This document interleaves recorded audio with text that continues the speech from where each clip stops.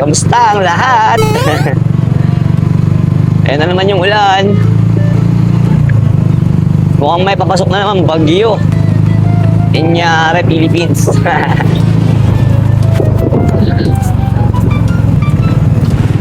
Sarap mag-ano dito ngayon, oh. Maglakad-lakad, oh. Kulimlim.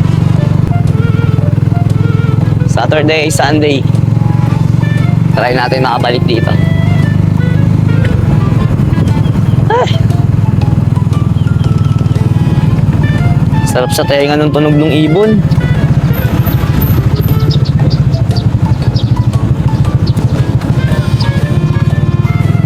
Naglagay na ng CCTV, oh. Nabanggit ko lang nakaraan na ano.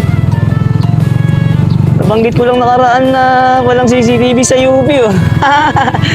Di ba, sa vlog natin nung nakaraan? Woo!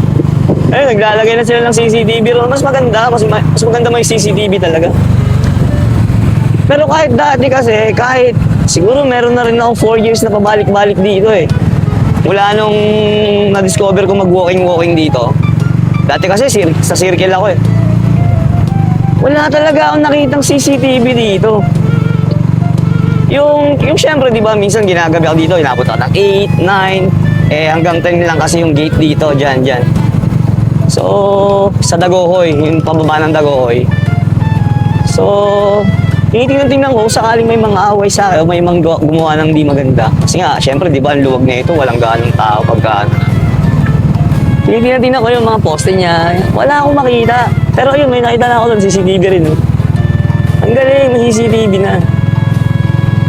Mas maganda kasi nga, di ba, dumadami na rin yung pumupunta rito, mga walking, jogging na outsider, gaya ko. Ayun, may nakita na tayo. Ito pa, ang dami po, ito po. Nice one, bagong-bago pa, di ba? Ang ganda. Solid, yun talaga dapat. Sa panahon kasi ngayon, di ba? Kailangan talaga niyan CCTV. Nakakatuwa naman. So, next time na pupunta tayo rito, mag-iikot tayo rito ngayon. Tapos bibilangin natin yung mga ano.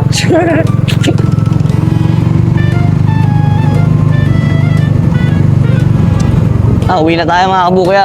Time check, 11:41. So, tapos na yung morning shift natin sa biyahe.